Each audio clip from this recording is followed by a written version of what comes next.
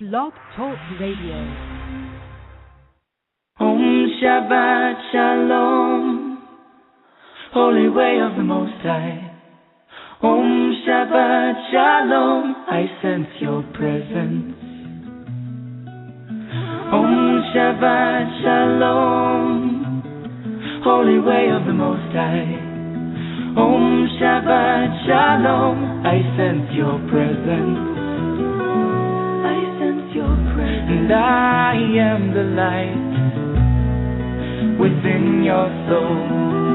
In the essence of truth and right, love makes the circle whole.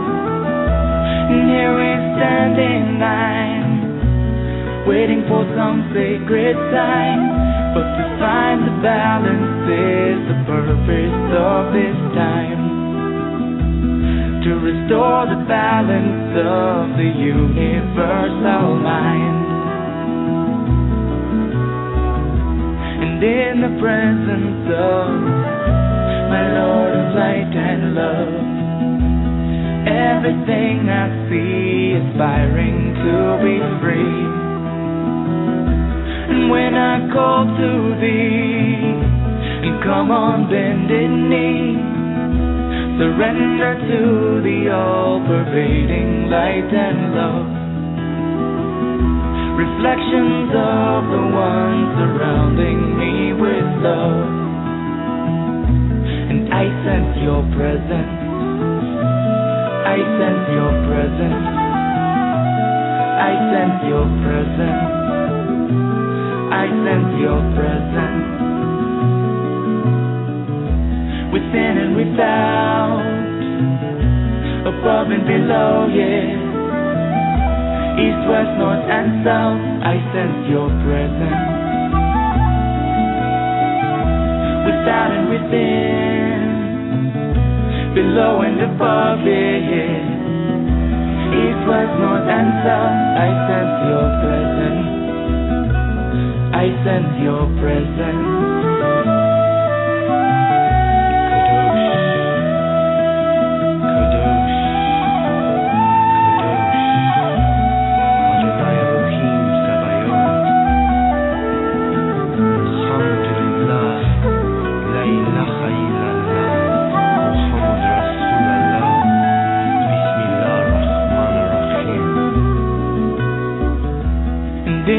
Presence of my Lord of light and love, everything I find in tune with the divine.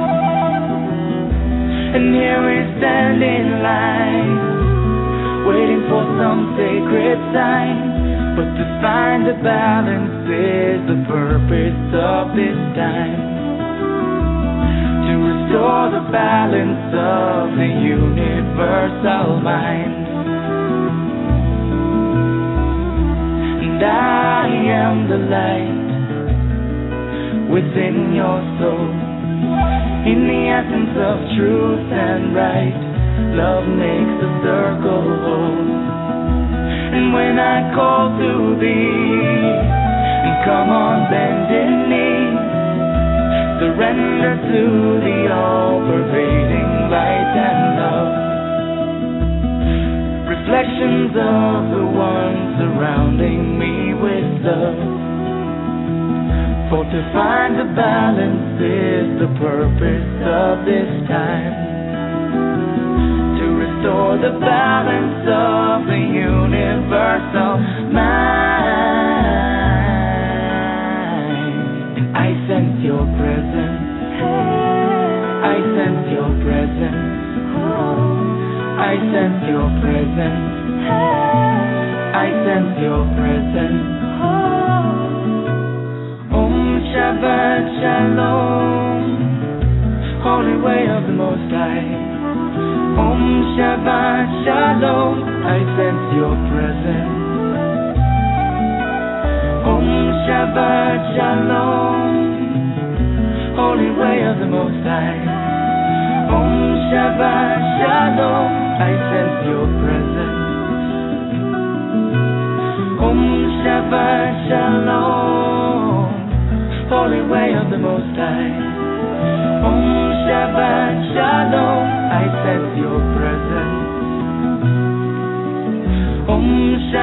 Shabbat Shalom, Holy Angel of the Most High. Om Shabbat Shalom, I sense your presence. I sense your presence. Well, thank you for joining me tonight on Activating Compassion in the Midnight Hour. My name is Jessie Ann Nichols George, and I am your hostess. The music you were listening to at the beginning of the show is I Sense Your Presence. It's by Shemshai. And I just want to say welcome to everybody that's here, whether you're jumping on for the first time tonight or whether you're returning and have been following us for a while. And I just had noticed from our chat room, we've been just growing and developing here, and it's exciting. And I really want to say thank you to everybody that's been supporting the show and keeping it going and helping it grow, because I've seen a tremendous amount of growth over the last few months that I've been doing the show. And tonight, whereas last week we were number 3 on featured shows in spirituality in our category, we hit number 1 tonight. So I couldn't be happier about that. So thank you so much to everybody that's been supporting us. What I do with my work is focused on compassion. And I help people find and use compassion in their everyday lives. I've created the Genesis Clearing Statement, which some people have experienced on previous shows. And if you haven't experienced that yet, then feel free to go back into our archives, and you'll be able to catch one of those shows using the Genesis Clearing Statement. I've also authored 2 books titled Activating Compassion and Activating Compassion, the Workbook.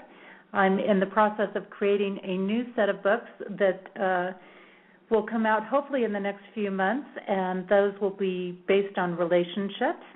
And in addition to that, I've created the Compassion Tour, which is a multi-state nationwide tour including workshops, retreats, seminars, book signings, and fundraising events.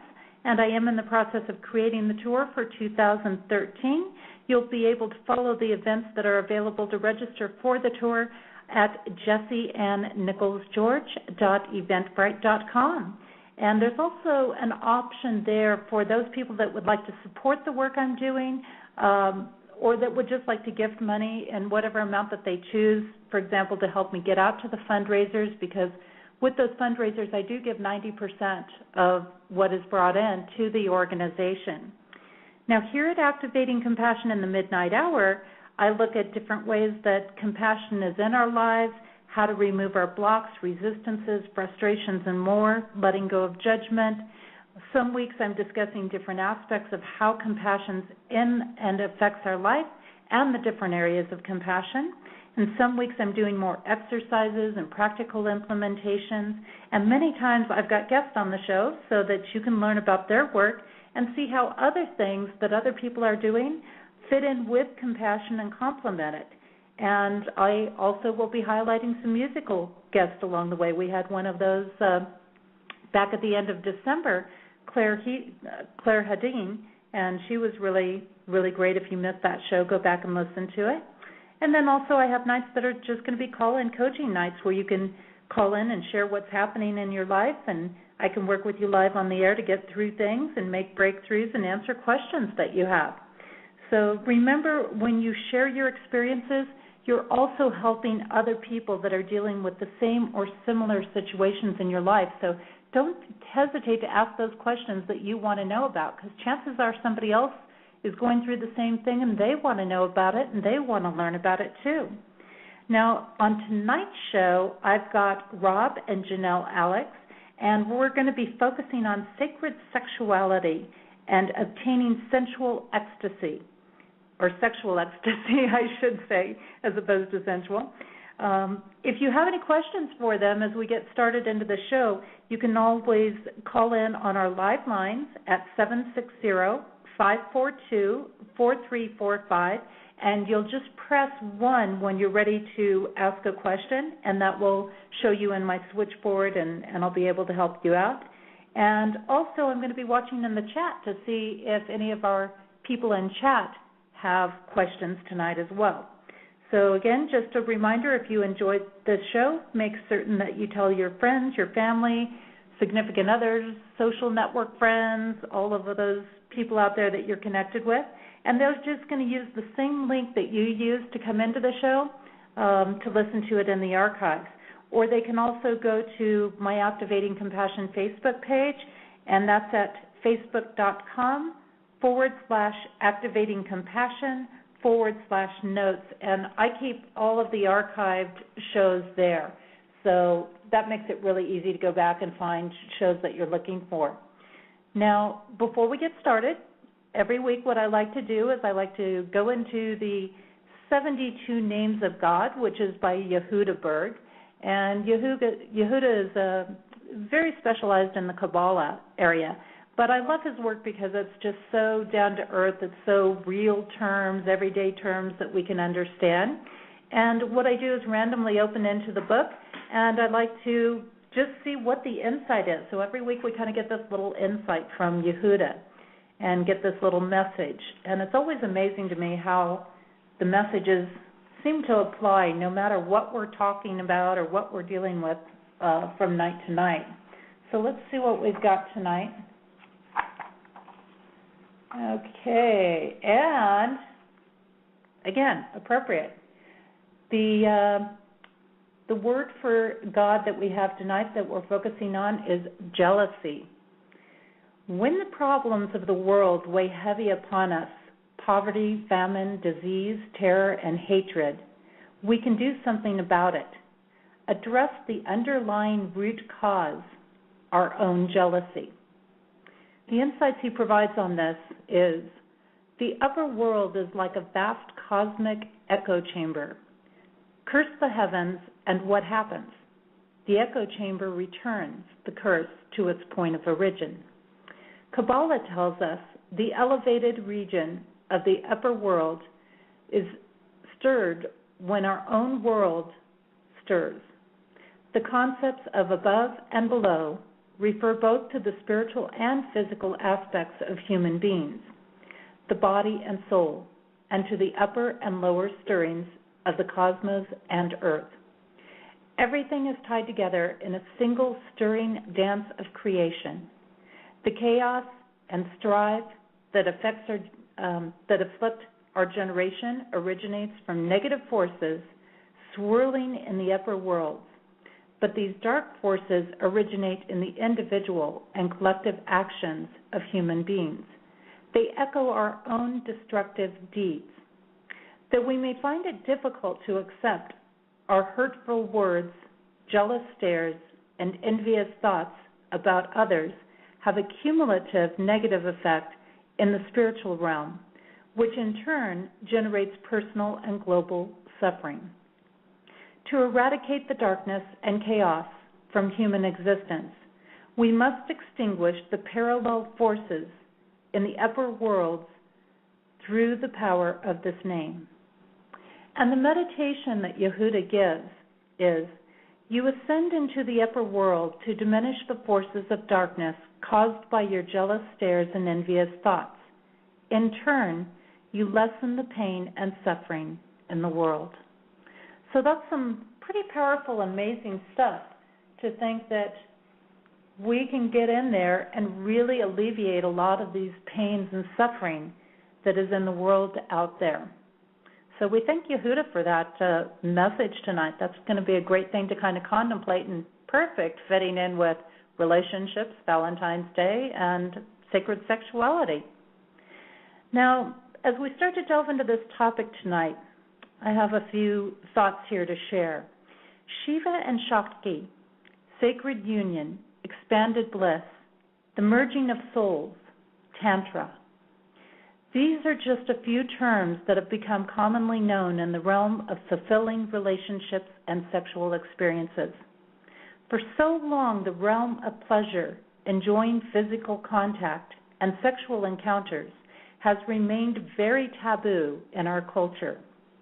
While 50 Shades of Grey has been a major part of opening the door to this world, has it complemented or hindered the work and practices that have been happening for a much longer period of history? Through many times and cultures, there have been many couples that have had what could have fell into the category of sacred sexuality. Shiva and Shakti, Isis and Osiris, Freya and Odin, and Christ and Mary Magdalene. Almost every group and belief system has a key couple that fits into this role. The roots of these practices are probably most commonly known through Indian and Asian cultures. However, was it really all about sex and the flesh? The art of sacred sexuality and ecstatic bliss, in its traditional role, really found its art in finding true and deep connection from a space of infinite love. The original roots seem to be founded in something so much deeper and lasting than a mere orgasm. And many were not even focused on such an end result.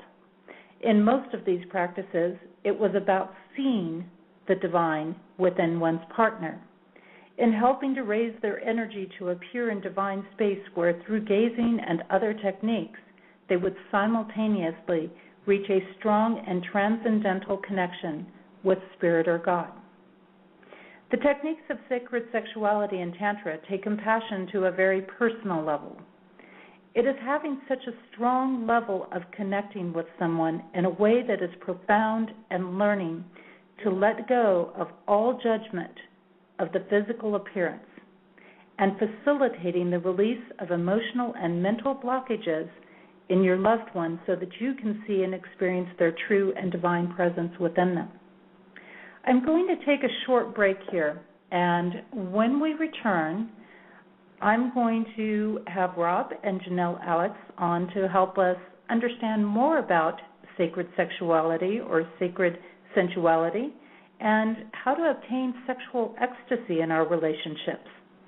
And the song that I've got for you tonight is called Angel of the Dawn. It is another song by Shemshai, and as some of you have heard me talk before, they are a group that I met while studying Tantra in the Sedona, Arizona area. And they are now traveling all over the world, so with their music. And let's go ahead and take a listen to this, and when we come back, we'll be with Rob and Janelle Alex. She walks on light, angel of the dawn, she rises toward the one.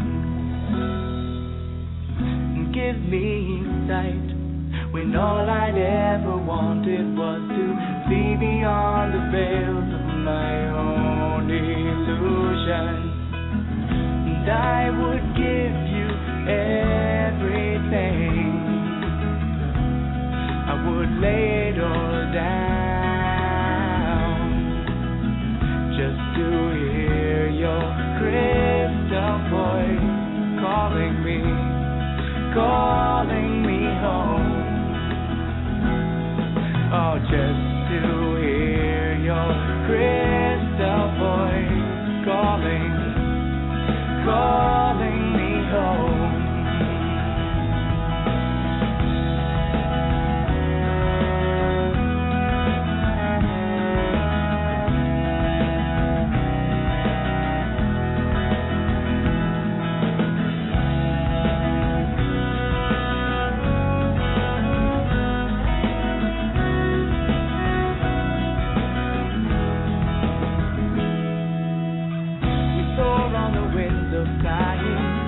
Becoming clearer as we rise toward the one.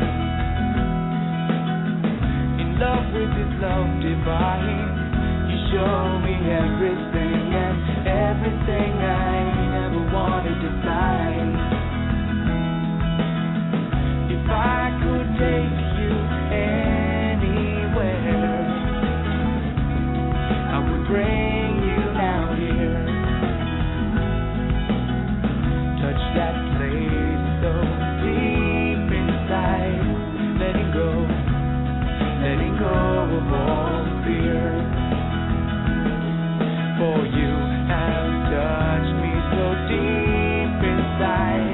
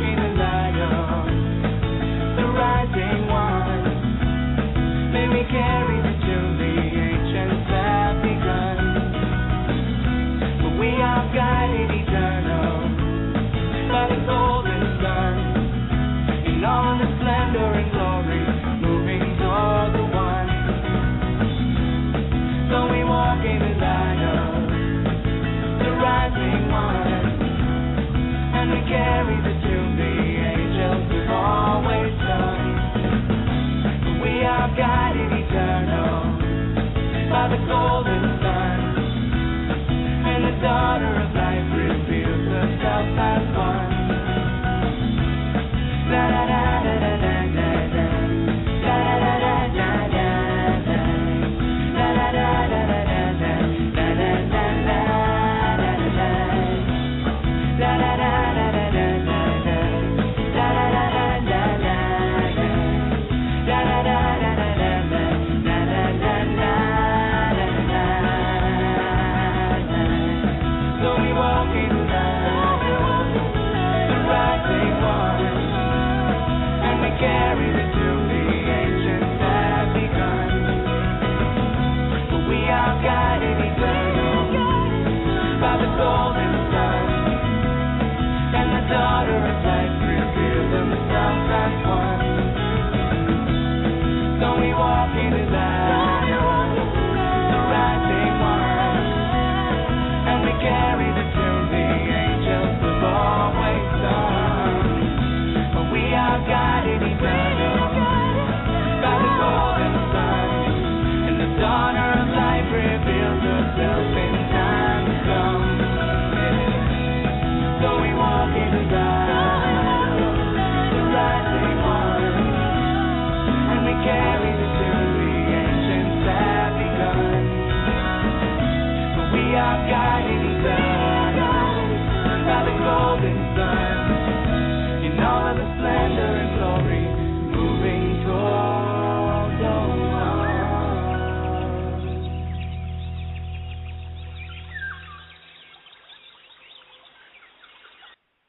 All right, well, welcome back. You are listening to Activating Compassion in the Midnight Hour, and my name is Jessie Ann Nichols George, and I am your hostess this evening. You were just listening to Angel of the Dawn by Shimshai, and I just want to say thanks so much for those of you that are just joining us. Tonight we have Rob and Janelle Alex as my guests, and they are the creators of Sexy Challenges. Rob is certified in Reiki, has a Master of Science in Metaphysics, and is working on a PhD. Janelle has a Master of Arts in Transpersonal Psychology.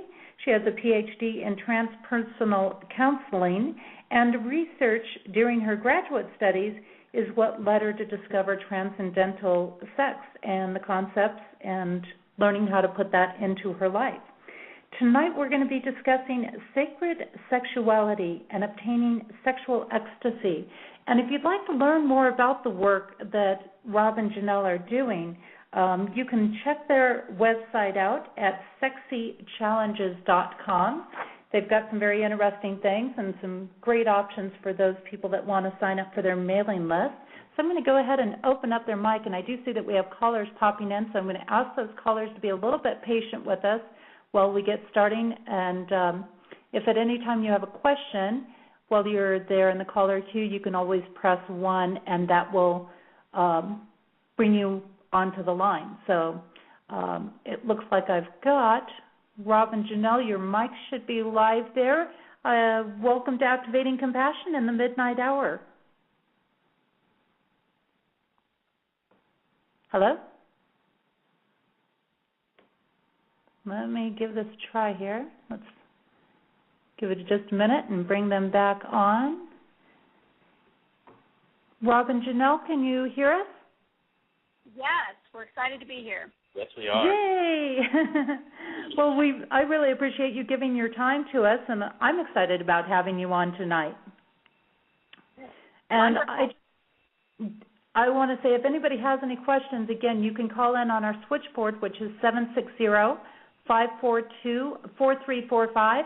And I'm also going to be watching the chat as best I can and paying attention. So if you have a question there, you can type it into the main chat screen, or you can ask me directly either way, and then I can share it from there. Let's start off by the two of you sharing your stories, because you have some kind of great stories, and you both kind of had your own path of coming together and coming into this work. Yeah, well, we usually kind of start off with me. I've always been very deeply connected spiritually, my whole life. So as I moved forward in, Rob and I had actually been married, I don't know. I'm just, hang on, he's laughing at me, but, at what point, when I started grad school, we'd been married probably almost 8 years by then, 7.5, something like that. And when because I had the psychology background, but I wanted more to that. I knew that my spiritual experiences didn't mesh necessarily with scientific evidence. So I was able to locate a graduate school that focused on spiritual psychology and transpersonal psychology, which transpersonal is just basically beyond ourselves, beyond the human experience. So anyway, early on in that study, I came across an article on transcendental sexual experiences. And I instantly knew I wanted to pass that article to Rob because he's Mr. Skeptical. Well, he's Mr. Frisky, but he's Mr. Skeptical. All the things I've always experienced, he was like, okay, that's great, honey. He was never negative about it, but just didn't really accept it or wasn't open to, spiritual guides or prophetic dreams or any of the stuff that I've experienced. So anyways, I passed the article to him. Well, yeah, and like Janelle said, I was very skeptical. I was the doubting Thomas, as you would call it. You had to prove stuff to me. I had to see it, be able to hold it in my hand. She gave me this article, and obviously, as she mentioned, I very much enjoyed sex. And so I read through the article, and it was very interesting about how people would have either out-of-body experiences or just experiences that were out of the norm during their lovemaking. And something hit me, and it was just like, am I not paying enough attention when we're making love? Not that I wasn't enjoying it or anything, but I was like, am I just not being there enough? So I set my intentions that I was going to be present during our lovemaking, which sounds really weird, but that's what it was. Well, open to a different possibility. Right. And so we made love that first time, and this image just flashed into my head, and it was an image of trees, like I was laying in a forest looking at the trees, just the sky and the trees. Wasn't anywhere near the fireworks and excitement that I thought I was going to see at this time, but it was still, it was obviously something different than I had ever witnessed before at that time. And these visions started coming every time we made love. Yeah, because he experiences those at the point of orgasm for him. Yes. And so I didn't, I saw that first one, and I was like, oh, that was nice. I mean, it was interesting. Like I said, it wasn't the fireworks I thought. So I just kind of put it on the shelf and thought, okay, I don't know what that meant, but let's just go forward with this. And at that point, Janelle was out. She had to venture to California to do a seminar in her school, and we decided that I would join her out there for a couple of days. Yeah. So, it was maybe at the most 6 weeks after Rob had his first vision, right. Or received it, whatever.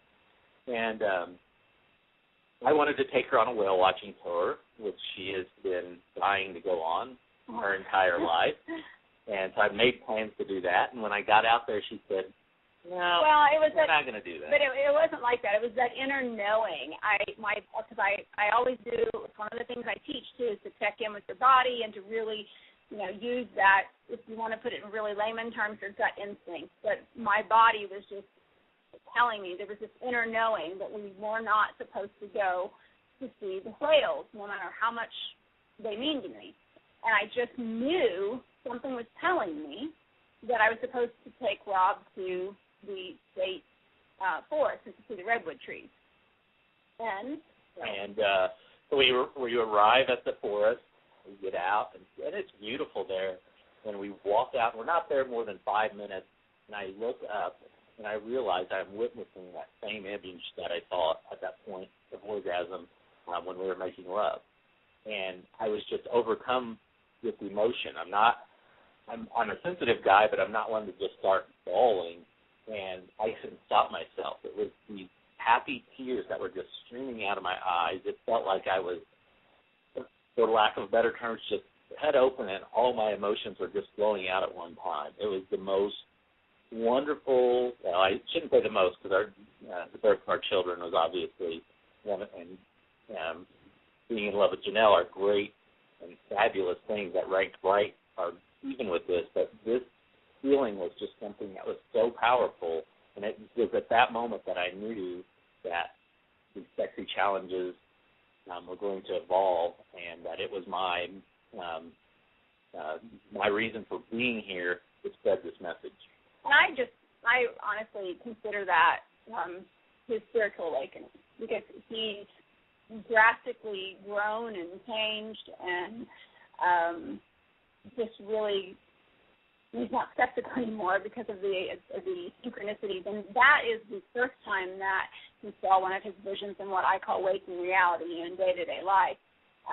But it's been over 2.5 years now, and he gets a vision at least one vision. Now it's actually picked up and starting to get multiple visions each time. But he gets one every time we're together, and the vast amount of those, the huge percentage of those that he has seen or sees is mind-boggling. Right. Wow. So this has been a huge journey, and I think this is great, Rob, too, where you're sharing this, because I think there's a lot of men out there, and you know, they probably would be like, hey, yeah, this is great. My wife comes in and gives me this article, and then, you know, they have this sensitivity in them. And I always feel like in a lot of ways men are more sensitive and more emotional than women. They just don't always wear it on their sleeve. And so when they feel those feelings, in some ways I think it is more powerful because it's foreign ground. Their senses are much more alert or sensitive to what's happening. Yeah, for me it was like, you know, my whole life I was taught, you know, men are supposed to be strong and we're supposed to be, you know, we're not supposed to show our emotions and everything. And at this point, I couldn't help it, and I knew at that point that this was natural. This was the feeling. I was enjoying this feeling. That's awesome. I would love for the two of you to provide some insight about what sacred sexuality is, because I feel like people have a lot of different kinds of ideas about this: sacred sexuality, transcendental sex terms, tantra. These are a lot of terms that are getting thrown around, but maybe you can shed some light from your perspective and your experiences. I think because there are so many different definitions, so it really kind of depends on who you talk to. One of the biggest things that Rob and I share constantly with everybody is that we just refuse to get kind of trapped in the boundaries of that it's this way or that way, no matter what it is. So what we teach and what we share about is metaphysical perspectives, and there's Buddhist perspectives, because I'm drawn to Buddhism. That's not my whole focus, but I am drawn to it. Obviously, part of what we teach does have Tantra in with it. And then, yes, there is this sense a lot of people consider that sacred sexuality is different, yet somehow from all of the above. What I would say, to try to put it in probably my most simple terms, I guess, is that it's really about an honoring of the relationship. Now, mind you, obviously we're talking about committed relationship, and we're talking about love being involved, which that's what Rob and I promote and advocate. We're not saying the other's wrong. It's just not what, you know, our big focus is about being a couple. So it's about honoring the relationship, and then it's about honoring your own body, your partner's body, your pleasure, and honoring the divine within all of that, whatever the divine is to you. Because, again, we just won't say that it's this way or the highway. Right. Yeah, think about what Janelle was saying. The way I like to explain it is we like to take bits and pieces of all these traditions and all these past sacred experiences and put them together to blend and make our own sacred sexual experience. And I think that's one thing that people don't understand is that you don't have to follow this path, this certain path, like Janelle was saying, that we don't want to get stuck in one section there, but we want to find things. Like there's some parts of Tantra that we don't agree with, but we like the breath work that we can get, that comes from that. And so we take that and we blend it into maybe some Taoist traditions or maybe something from the Polynesian Huna, and put these things together and form our own. And that's what we try to lead people to do, is to create their own sacred sexuality rituals or whatever you want to call them, so that it's uniquely theirs. Well, and it's what resonates. That's the big thing. Is if something clicks with you, and you guys are like, this feels right to us, then that's just sacred right there. That's sacred. And I think that's such a good point, because it's kind of almost like in some ways doing feng shui in your house. You can be told that certain colors are going to work in a room, but you've got to decide, for example, whether those colors are going to be lighter colors or darker colors, or whether you're going to go with more of a blue or more of a green, and it's about personal taste to a certain extent. And when we talk about relationships and touch and sacred sexuality, and we put it in that perspective, not everybody likes that same level of touch. Some people like a very gentle touch. Some people like a much firmer touch. There's all different aspects and ways, I think, to approach it. And I use that integrated approach myself in the work I do as well. And I think that that's a valuable part. And I love that you're encouraging people, take these different pieces, take what works for you and do it. And I know that, for example, Tantra and a lot of these different branches have so much variety in them. I mean, you've got people in Tantra, for example, that are very loyal and it's just about their partner, and then you have other people that are in polygamy groups, basically. They're doing polyamorous play or things like that. So there's a huge variety even within these groups. Oh, absolutely. There's no doubt about that. And for that matter, we were raised, but we come from a very small town in the Midwest, and it was a very conservative, very devout Christian community. And so what we teach doesn't technically fit for the most part. It was, for the most part, not completely, but I mean, there's a lot that it's like, what? Especially if we say, when we say, whatever the divine means to you, because in that mentality that we were raised in, it is one path, and if that's just the only option. But even within Christianity, there is sacred sexuality. So, so it really doesn't matter where you are, because that's a big thing that for us, we try to meet our clients and people that we speak to or in front of. While when you're speaking in front of people, we don't necessarily know where you are. Where you are emotionally and where you are spiritually, we try to meet you at that place is the best, the best that we can. Right. And as we're going through this, and as Janelle mentioned, we work. Our focus is usually mainly couples, because that's what we know and that's what we're comfortable with. And the beautiful part is this is, you always hear how it gets stale and it's not exciting anymore. Well, this really opens you, this sacred sexuality that we're teaching really opens you up, because as you learn more and you add more things into your relationship and into your intimacy, it continues to evolve. And so you don't get that stagnant, stale pigeonhole that everybody seems to fall in if they don't, keep learning and keep thriving. Well, and it not only deepens your connection on an emotional level with your lover, but it deepens your physical connection, and then it deepens your spiritual connection to your partner. So it's just, what it did for us was phenomenal. It changed us individually, but it changed our whole relationship as well. So it's been amazing. Mm-hmm. And you bring up some great points with that, because I think this is a concern that a lot of people have, is the relationship gets stale, and then they start looking for affairs or other things instead of turning inward and going, okay, this is just another challenge that we need to come past in our relationship.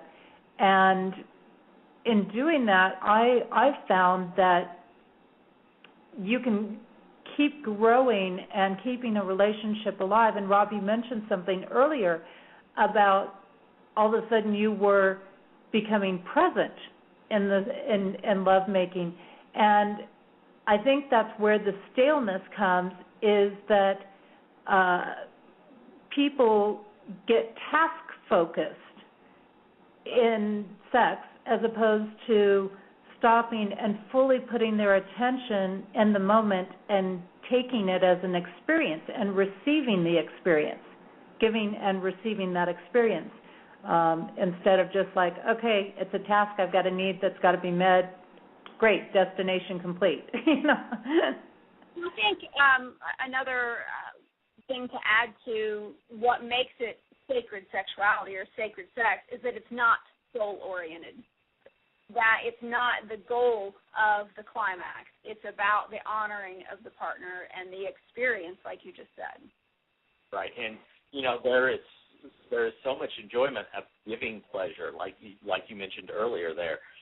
I get a lot of the enjoyment out of our sexual activity through the giving of pleasure to Janelle, and that's something that a lot of people don't understand.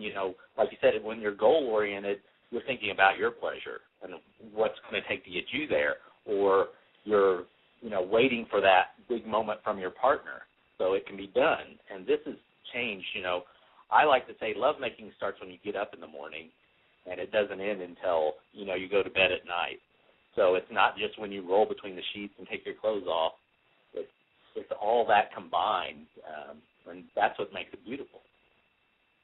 And it is an amazing experience, not only using these areas as a means for foreplay, but just not even going to sex sometimes. I think just taking that spiritual honoring process, and it does really open you up. It opens up your energy centers. It really connects you with the divine presence.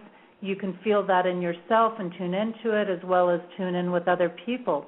I've got a question coming in from the chat room here from Kevin Barrett, who's one of our other hosts on our network here.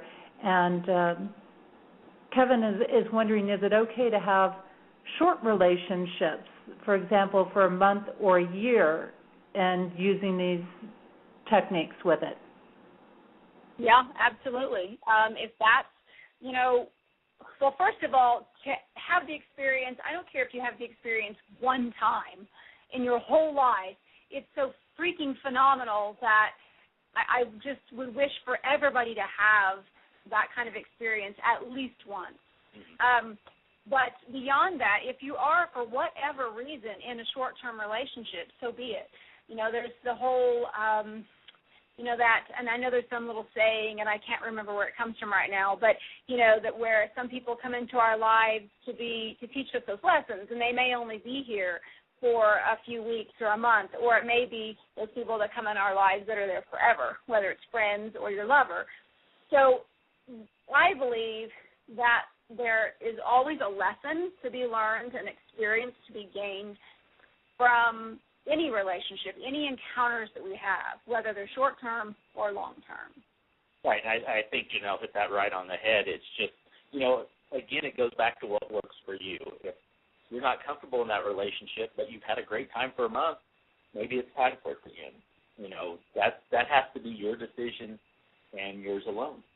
Yeah, I mean, there are so many extenuating circumstances to, figure out those pieces. And for that matter, I mean, Rob and I, this is our second marriage for both of us. We were both married previously.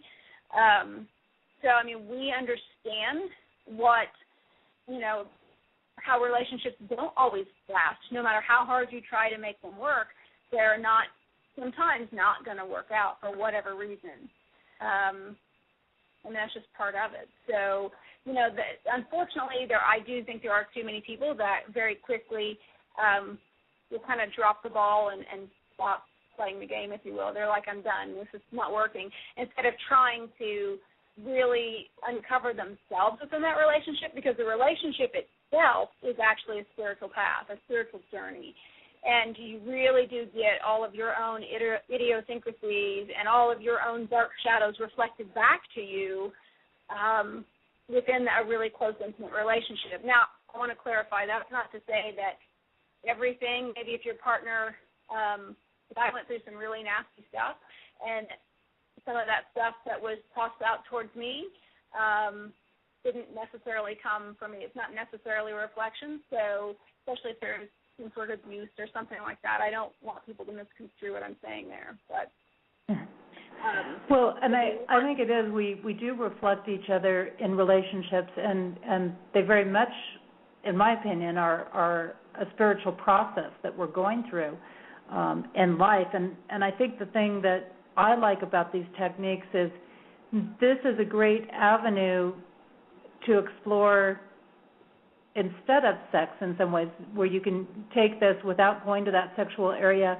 while you're still getting to know somebody, while you're solidifying that relationship and moving into that monogamous space, as well as for people that are older whose bodies are starting to wear down a little bit and some things become more difficult for them. This is still a great way for them to, I think, experience that energy and that connection with each other without having to put that extra strain on their body if they can't do it. Or for people that, for example, they've got a broken leg or they've had an injury or something like that, and this is a great way to keep connecting, I think, with your partner. Yeah, well, even because I taught dance for 20 years, so I have a pretty nasty hip injury from dance, and there are times that can be a hindrance for lovemaking because that hip just causes a lot of pain and doesn't go, and it's not flexible and so forth. So, that's something to trust in your relationship, to work around.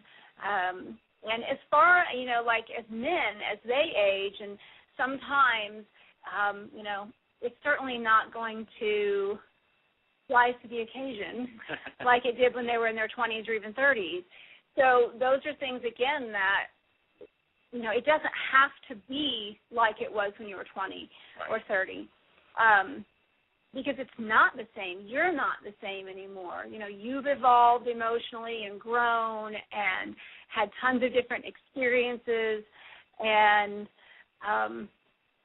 in those things, and I think Kevin made a note on the chat because we have it open too. But you saw that in there about if you're over 40 and still single. yeah, and how some of those relationships. I'm going to finish that point right there. I'm sorry, Janelle. I'm going to finish that point because people that are listening that can't see the chat, I want them to know where we're going or what the question was. And he mentioned if you are over 40 and still single, is it, sorry, I got to jump back here, is it likely that being single could be programming, and with some relationships that come and go, and he says each feels like a lifetime experience. Yeah, and I think, for example, if I reflect back to my first marriage, of course I got married at 19 the first time, but I was married for 10 years. And when I look back at that, it seems like it was a lifetime ago.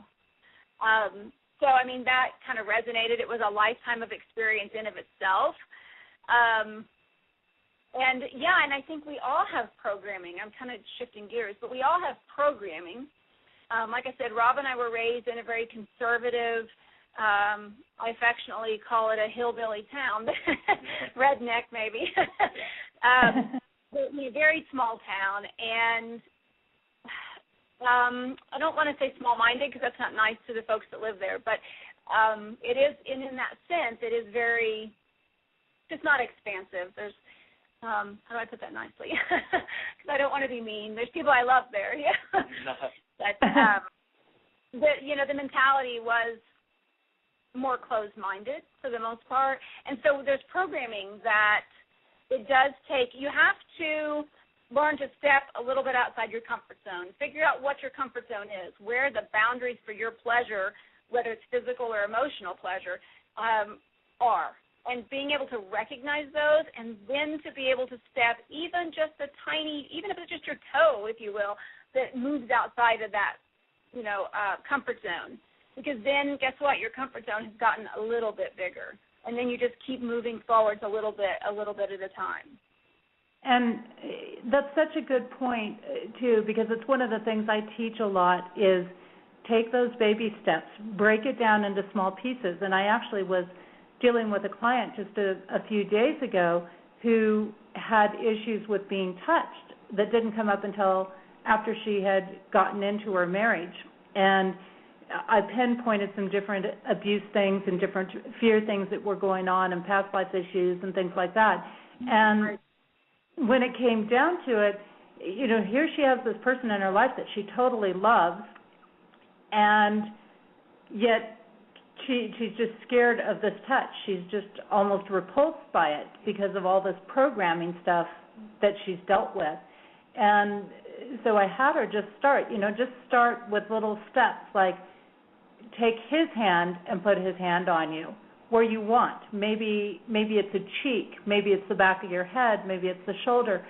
Those little steps to get you comfortable, and then you can move, and then, that way she would have control over that touch and get more used to it. So you don't have to just necessarily just jump all in there at once. Right. And with our sexy challenges that we write and produce, they are all designed with that frame of mind intact in those that, some people aren't as comfortable with some of these things as others. So there's options of, how to move into it slower, or maybe a different option that's not as aggressive as another one. So that it allows for people that are uncomfortable with something like that to experience these and to be able to put them into their lives also.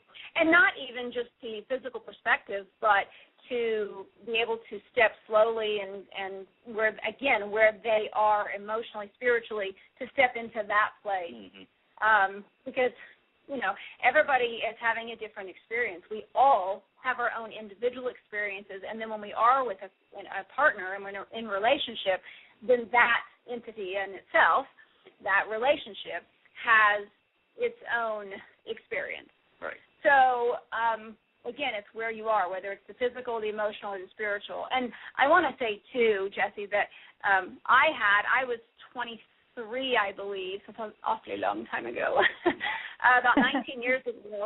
And, wow, I feel old now. It's 19 years ago. Anyway, but I had, because like I said a few moments ago, I used to teach dance and gymnastics, and so I still had a gymnastics coach. And unfortunately, I experienced a sexual assault by him. So, and here I was, a young adult, and at the time I was married, but it really messed me up. And I, even by the time many, many years later when Rob and I got married, there were times that things would trigger something, and the way that he would touch me would trigger something from the past. And I finally moved past all of that, and it's highly unlikely now that stuff shows up. But the thing of it is, I know that it can, and a lot of times people don't know that. They don't even know, like you were talking about, what might be those underlying causes. And it can be stuff that's not necessarily from this life, but our past life experiences that we really may be unaware of. And I want to address one more comment by Kevin in our chat, and then I would like to move into, you mentioned to me in an email that you have an exercise called the Energy Ball of Reserve, and that you could do that here on the air. Kevin was mentioning here that want could be a wall, and I think absolutely it can be, because it's just like wanting somebody or wanting something in our life. That want can sometimes motivate us, but it can also create a stress and a tension that kind of locks us up and prevents us from getting there a lot of times. So I did want to kind of address that there. And then he's also got a comment here. do some people compensate with the absence of sex by replacing it with eating? Yeah, I mean, and, you know, it might be eating, it might be television, right. It might be drinking, it might be, you know, even just excessive joking, you know, being the jokester where you just fly, you know, there's just, those defense mechanisms kick in all over the place. So, yeah, and, you know, in regards to the want, Rob and I just spoke at an event this past weekend, a live event here in Denver, and one of the main speaker, we were at her event speaking as guest speakers, but she was talking about the difference between want and desire. And the way she was, you know, her interpretation of it was want was a very needy feeling, and, you know, I want this, I want it so bad, and so it in that sense, it kind of even pushes away another person. Whereas if you desire something, you know, you can more feel it and imagine it and kind of visualize it, and it's a softer feeling, and then it actually magnetizes another person towards you. Right. So it's just a different way of looking at it, but since that came up, I thought I'd share that. And I think that's a good point, too, because that want is I have to have this and I will stop at nothing to get it, versus the desire as in this would be amazing to have and what an incredible experience that would be. It's a very different mindset that we're coming at it, and the universe responds very differently, or God responds very differently to us as a result of that mindset. So let's have you, if you don't mind, go into the energy ball reserve, I believe, exercise or meditation or something that you had to share? Yes. We just recently did this at the live event Janelle was talking about. And what we did was we took a ball, would be any kind of ball, and we started in the back of the room and had the participants pass it around. And what they did was when they got it, they would hold it, and then they would think of their best sexual experience ever. And they would put that energy into the ball. I would tell them to visualize actually letting that energy go into that ball. And we did this to everybody in the room, and then they brought the ball up to me. And what I did with it is, and this kind of sounds strange, but I collect those, and we put them on our shelf, because this is the sexual energy that we create is a powerful force. And to have that contained in the ball like that is amazing. Now, that's my own personal experiences with us collecting those balls and using those at the events that we speak at. But you can also do this individually, whether you're in a relationship or not. A lot of people that want to attract a relationship, there's times where they feel sexy and they feel passionate, and they might not have a partner to share it with at that time. And they might want to use this energy to attract a partner. So they can get an object, such as a ball or anything else, and they can put that energy into that ball and then set it on their shelf. You know, and then every time they feel this, like they're wanting and desiring that romantic feeling that a partnership would bring to them, and they can put that energy in that ball, and then they can use that energy in that ball with the intention of attracting a partner. And the more and more energy they put into this ball, the more and more that's going to send out to the universe looking for that partner for them. We can also use it in a couple situation where you do the same thing, but you set the intention different. You know, obviously you're not going to want to get another partner unless that's, you know, you're in a polyamorous relationship. But you can use it to maybe attract a new job for one of you, or to bring some financial abundance towards you.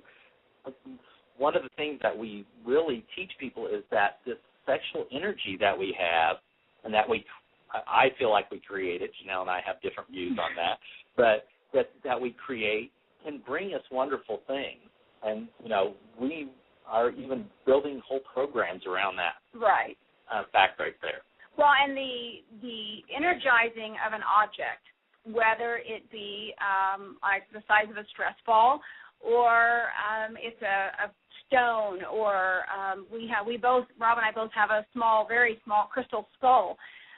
There's so many different things. And so anyways, in one of the intimate adventures, which are very similar to the sexy challenges, but we do write intimate adventures as well, and in one of those, I have that in the ceremony so that the couple energizes a particular object, and then if they're going to be apart, maybe someone has to travel for whatever reason, then that traveling partner can take that object with him or her, and then they can, absorb that energy and carry that energy, love energy, sexual energy with them. Mm-hmm.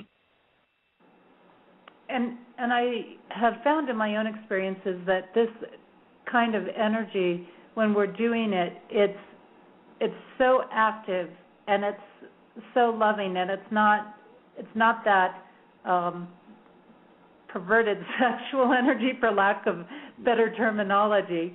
But as you say, if your partner is infusing that love and amazing feeling of being with you into something, and you can pull that out, and it does it energizes. And a lot of people have blocks in their lower two chakras of their body for things that not only affect them in relationships and sexual experiences, but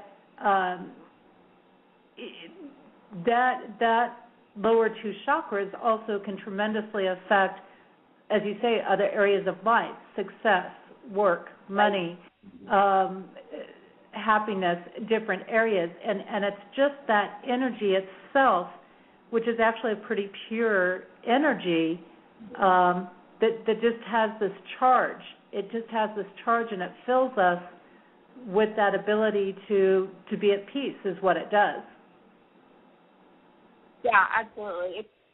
It's so powerful, and so few people recognize that. Right. Not only is it powerful when those chakras are open and healthy, and that energy can flow smoothly, but it's very powerful when it's blocked, because things can't come through and can't flow. And so, yeah, that's a very important piece to become aware of. So I could definitely see that, like especially if you did have a blocked chakra, to hold that energy ball reserve would be a great way to just kind of help open some of that up too. Mm-hmm. Right, and when we passed this around at the last event we were at, when we finally got it back up to the stage, I mean, it's hard to describe it. It was hot. I mean, this ball was hot. You could feel it. I mean, there was a lot of sexual energy in the room, and you could feel it in the ball. And I'm going to be selfish with it. I'm going to absorb that and use that in everything that I do. Well, and another thing that it's so interesting, how things, when they get passed from row to row, sometimes they don't get past everybody. And at this particular event, there was probably 3 different times where somebody thought that they were the last one, so they started bringing it back up to the stage to us. And, they were, not even close to getting to us. And somebody's like, no, wait, I did not get that yet.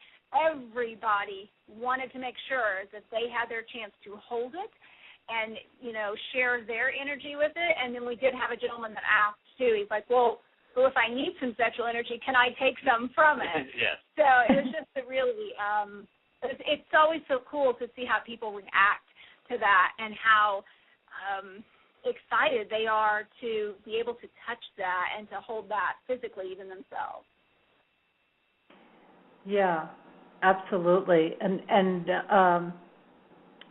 before I jump in there to I guess since we're on the topic, Kevin's got a question of how would one unblock that chakra? And I know there's a lot of different ways you can approach it, from meditation to visualization to a lot of times we need to do some inner reflective work and figure out where is that block coming from. It's just like asking what our resistance is to receiving money, understanding where that block is. Have we been hurt at some point? Did we experience a lot of yelling growing up in a family life, or when we started relationships, did they,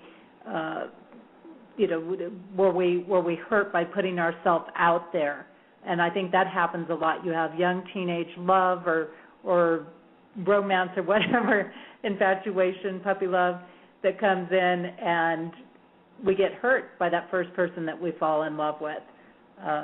and that can shut down our chakras. So realizing and kind of maybe doing some of that inner reflective work, I think, can be really good to just kind of identify it and release it and say, okay, I'm ready to be open. I'm ready to receive this energy. And there are different energy exercises that, we know how to do, and it's phenomenal what happens when you can clean out those chakras and then refill them with this amazing golden light of energy, if you will, or energetic light.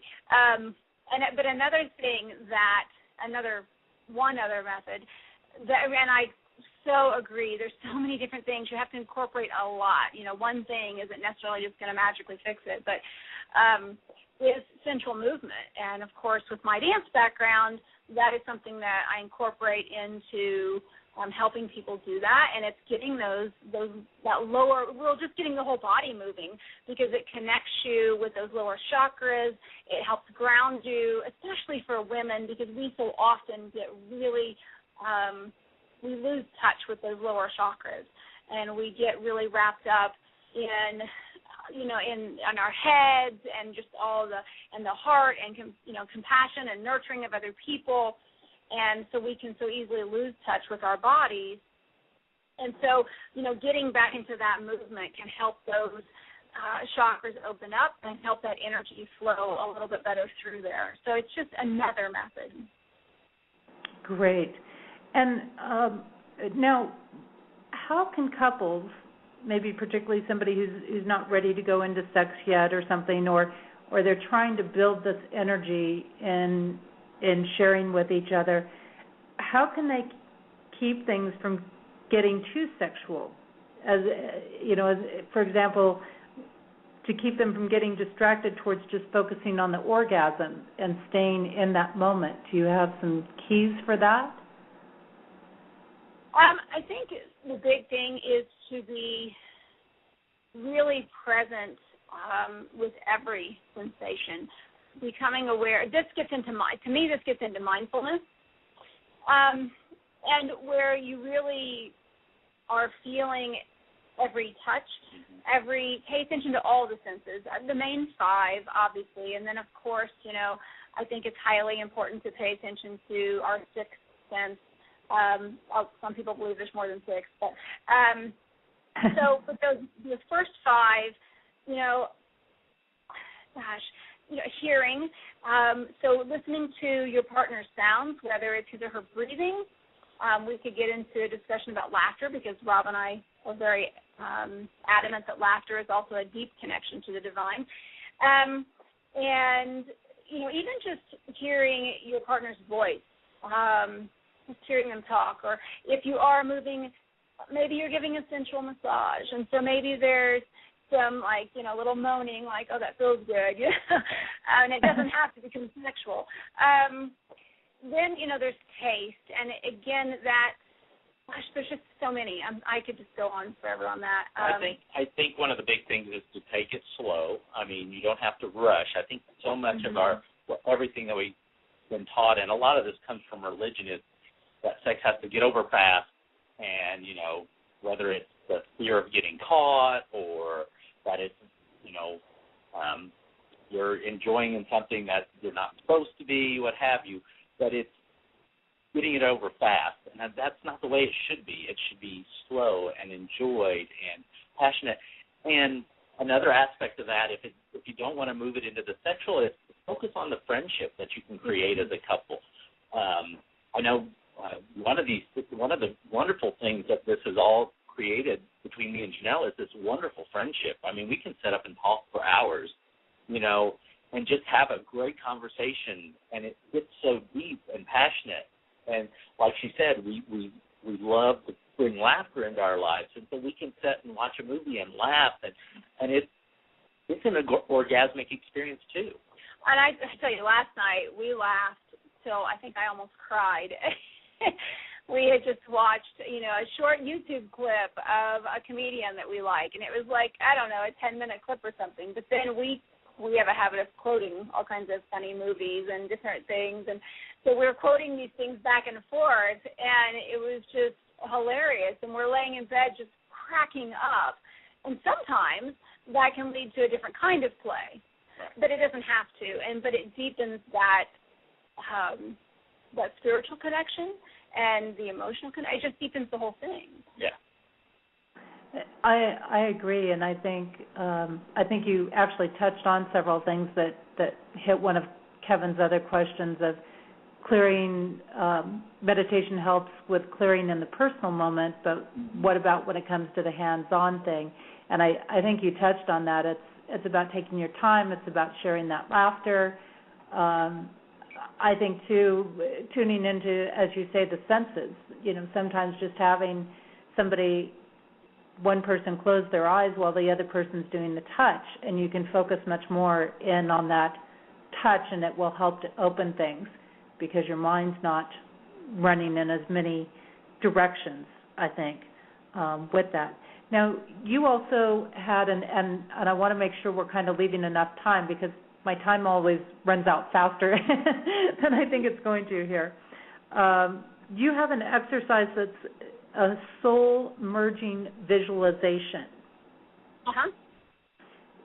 How do you feel about this? I would love to share that. Basically, and this would work for couples, or would also work if you're not in a relationship.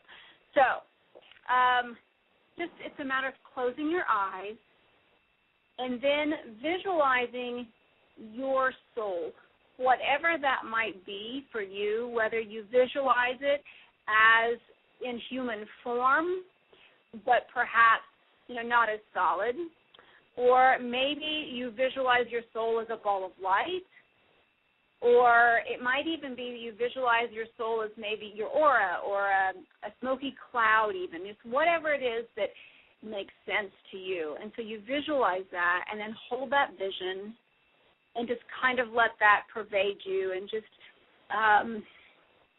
just sit with that for a moment.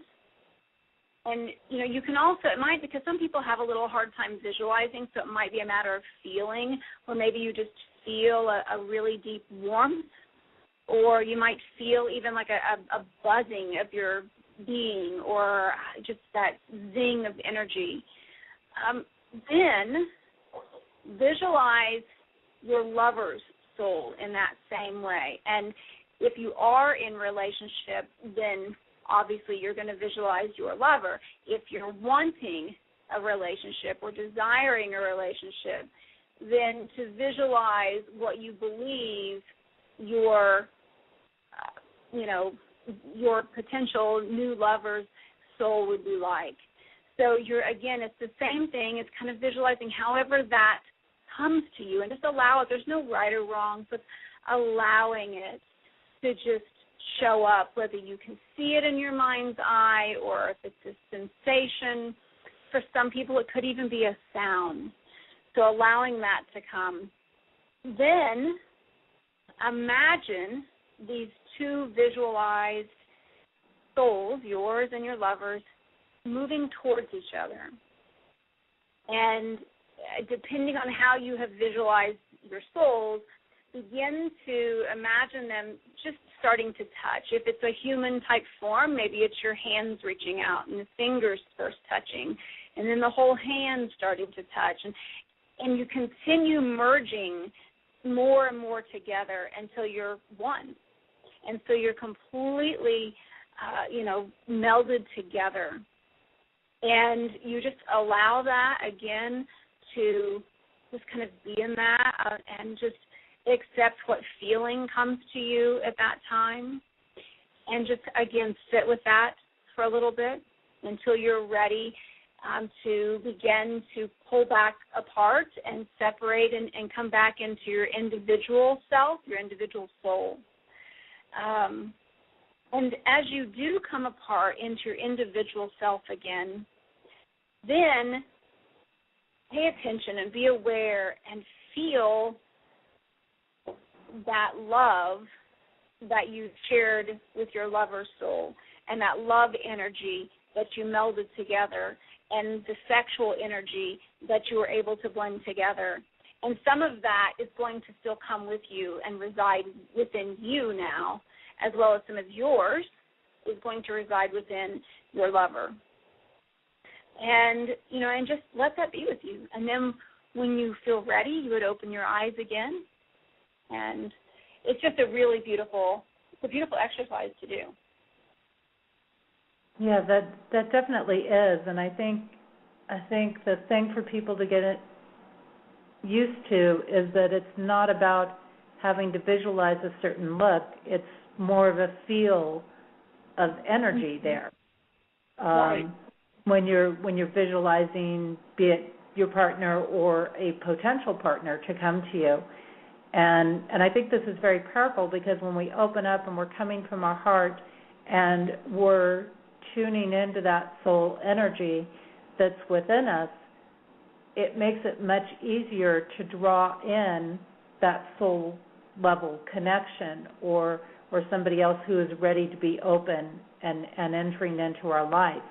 So I think that that's a very valuable thing. So thank you so much for that. And it's such a cool experience when you know how to do chakra work, or if you have someone that can help guide you through the chakras and, really kind of heighten the energy and spin those chakras a bit faster and then do this particular exercise. Actually, it can become orgasmic. So it's really an amazing. It can take it to the next level to be a little bit more advanced. And I'll throw in there one of our chat people, Veronica, has mentioned in here that can be so powerful.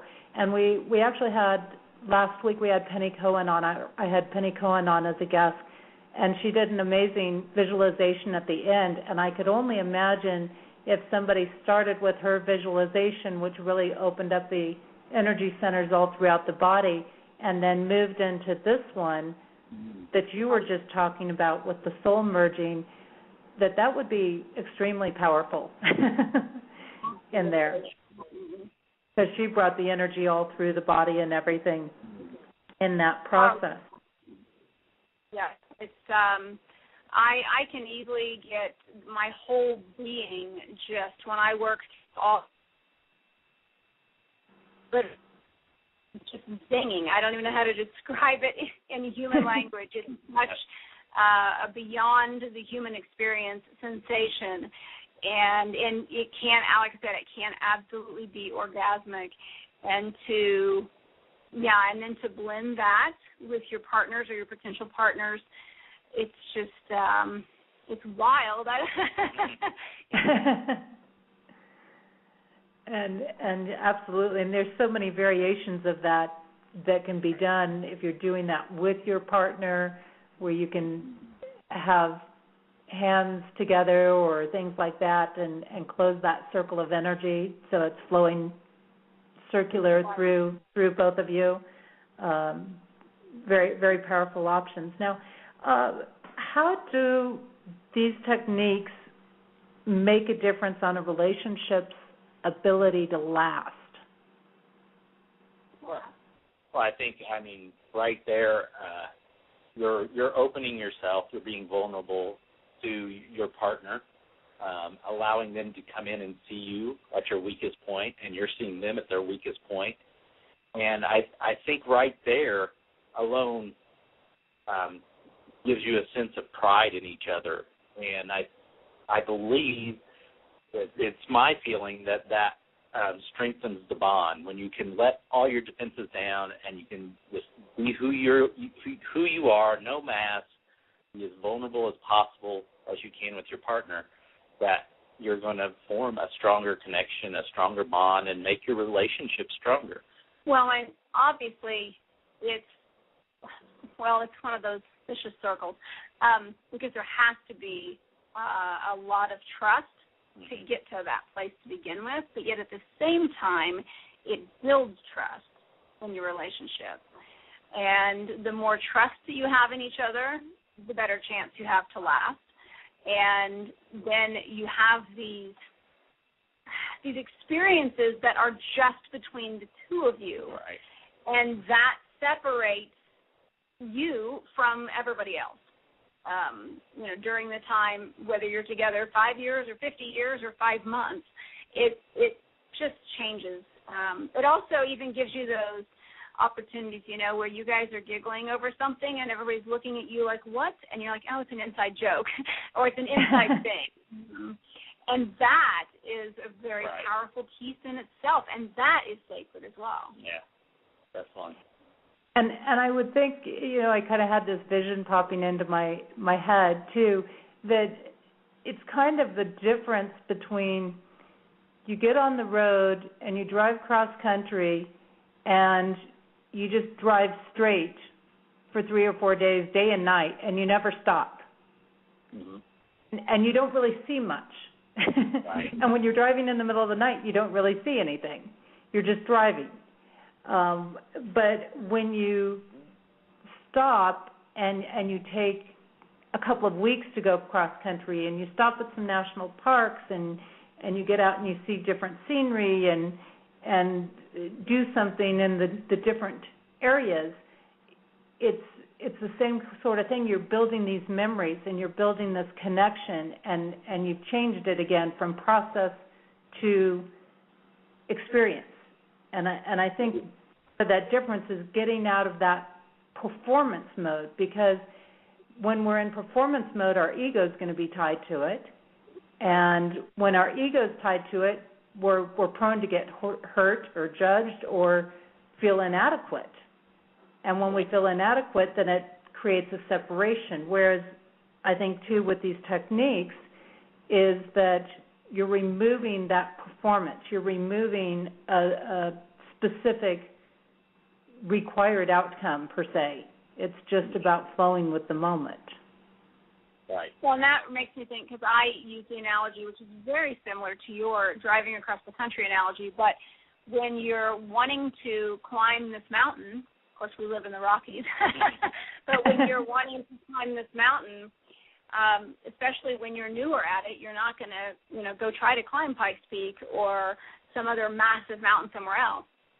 So, you start out small, and it takes you, you're not going to make it in one quick trip. You might need to camp overnight. And the thing of it is, you need to stop and enjoy the beauty and the scenery along the way, all of it, not just those beautiful overlooks, but, the leaves falling or the animals moving, or, any of those experiences, or that your legs are cramping up, take that in too, and because it's all experience. Right. And it's all for us to have and to move through. Oh, and it makes it sensual. It makes it sensual that, as you were talking about the drive, if you just drive and get there as fast as you can, just like with sex, if you just go as fast as you can and get to your end result, yeah, it was okay and you got there, but you missed so much. You miss that essential part. You miss seeing things. You miss the touch. You miss the smells. You miss the sounds of all of it. Mm-hmm. So there's a lot of power and a lot of sensual power in taking your time and enjoying it. And I think another thing that's coming to me is that, we have these high expectations of that end result. Oh, I want to go to Disney World. And you rush down there, and it might not be quite the way you thought it was going to be. But if you would have enjoyed the trip getting there, it just makes it even more pleasurable when you do get there. I hope that made sense. Absolutely. Absolutely. I think that's a well-put point there with it. So definitely, and Rob mentioned that sensuality factor, and I feel that sensuality factor is where you start to really combine that body, mind, spirit. I actually addressed this in a blog post and in some LinkedIn posts this week of really looking at the question of, is intimacy body, mind, or spirit? And I did that deliberately to see where people would go with it. But it's an interrelationship. Each piece is there, but it's also each piece interrelated. And when we step into that sensuality space, it's like they're coming together. You're reaching that vulnerability. You're reaching that emotional space. And that's such a more powerful, more fulfilling space that also helps us to maintain, I think, that sense of being in love as well as loving. Right. Mm-hmm. I want to, I like to add a little bit, if you don't mind.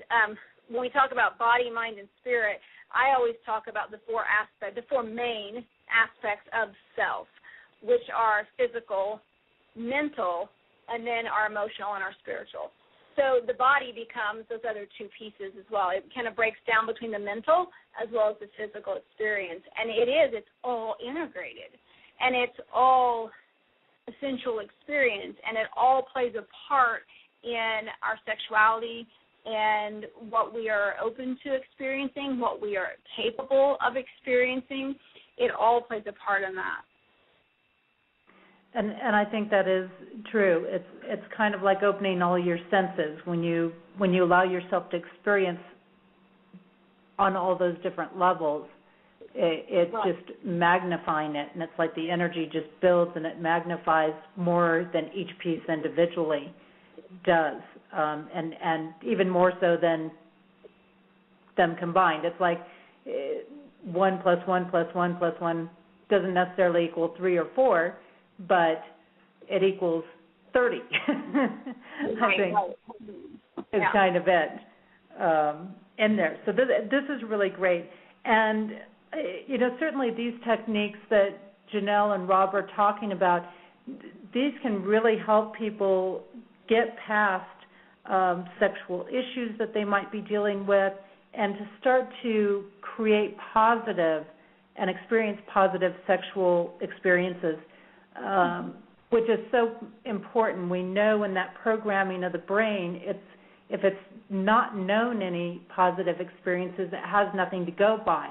So it automatically moves into these more negative spaces.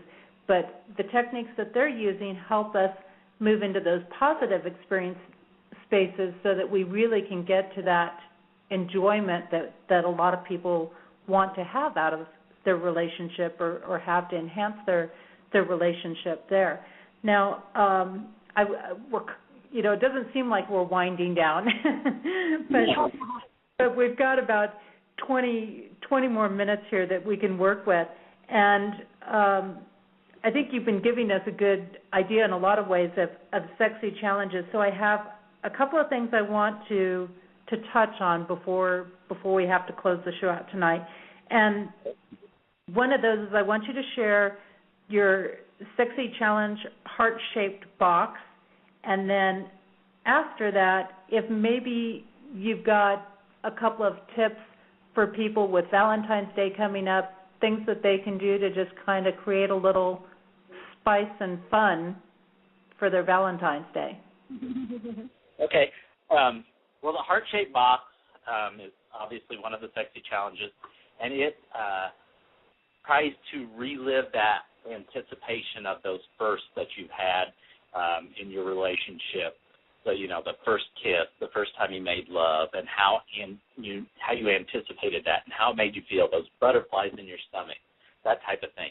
So what you do is you get a box, obviously a heart-shaped if you can find one. If not, any old box will do. And then you take turns putting things in this box and leaving it for your lover. And it can be anything. It doesn't have to be something sexual, but you could put a new sex toy in there, or it could be tickets to a show that your partner's been wanting to see, or it could even just be an old love note you found that you had written to one another at some point in time. And then you put those in that box, and then your partner, when he goes to get it and to find out what you left in there, there's that anticipation and that those butterflies are in their stomach again. It's like, what's going to be in there?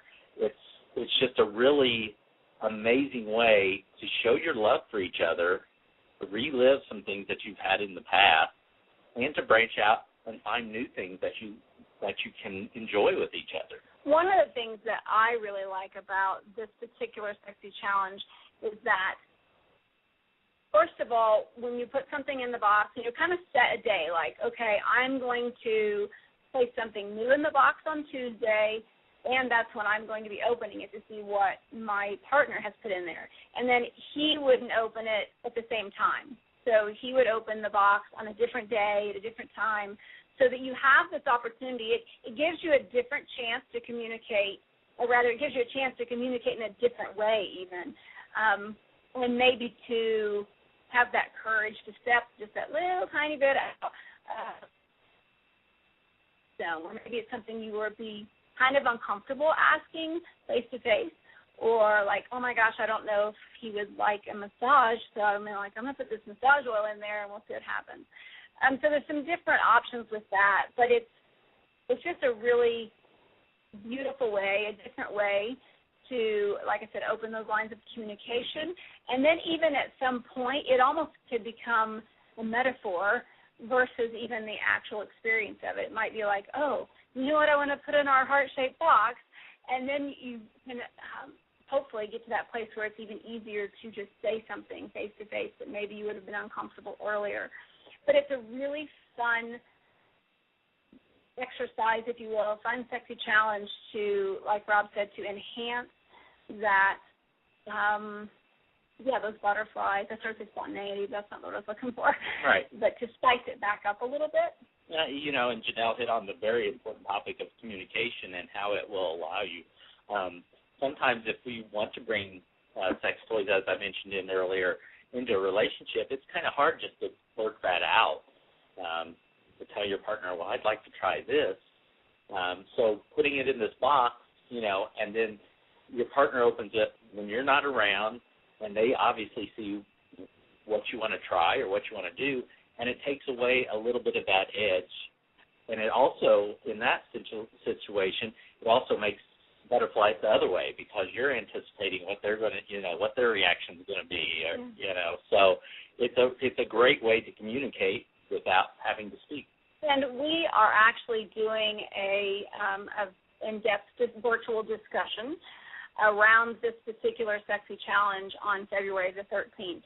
So perfect timing, because it's the night before Valentine's Day. And so that, as far as one tip to spice up Valentine's Day, so you could share with your partner and experience that virtual discussion. And because we're going to open the floor, if you will, for some questions and answers as well, so people get that chance to interact directly with us. And it's just, and then actually also we're going to share the full PDF version of that particular challenge, so they would be able to read the whole thing themselves and have it. So it's kind of cool. And how to access that's on our website, which is sexychallenges.com. That's really awesome. And one of the things that I like about this is the exchange. And I know it's one of the things I learned when I was doing some studying with Tantra, and that I oftentimes suggest to people that I'm working with, is to make sure that you're alternating. You want to be in that position where you're alternating receiving and giving with your partner. So, for example, one week your partner might be on the receiving end and you're doing the giving end, and then the next week those roles are reversed. And I think this also energetically, from my experience, helps to balance out our male and female energies and connect us more into a spirit space. Well, and I think, too, another important piece for so many people to even become aware of is whether they are able to receive, because a lot of people are such givers that it's hard for them to receive, or for so many reasons it might be hard for them to receive. Or even just to become aware of maybe if you are a little bit more of the receiver and you're not giving as much as would be beneficial and deserving in your relationship. So those are key points, I think. Yeah, it is the balancing of the yin and yang there. Yeah. So. Yeah, I think that's important things. So what about some tips for people that want to spice up their Valentine's Day? Oh, my gosh, Rob's full of tips. I mean, he's like, I don't know where his just comes. He channels it, I think. I think I don't know where it comes from. For Valentine's Day, one of the things that I love to do is to make an event out of it. Go full out. I mean, don't hold back. Don't just give the box of chocolates and the jewelry and fit into that thing. Can I share our story from when we were dating? Yes, but yeah. I like to decorate the whole our bedroom. Balloons. Go full out. Make it like a party in there. I think it really will express to your partner how powerful and how much you love them by making it more of a celebration than just the normal, here's your Valentine's Day card, I loved you.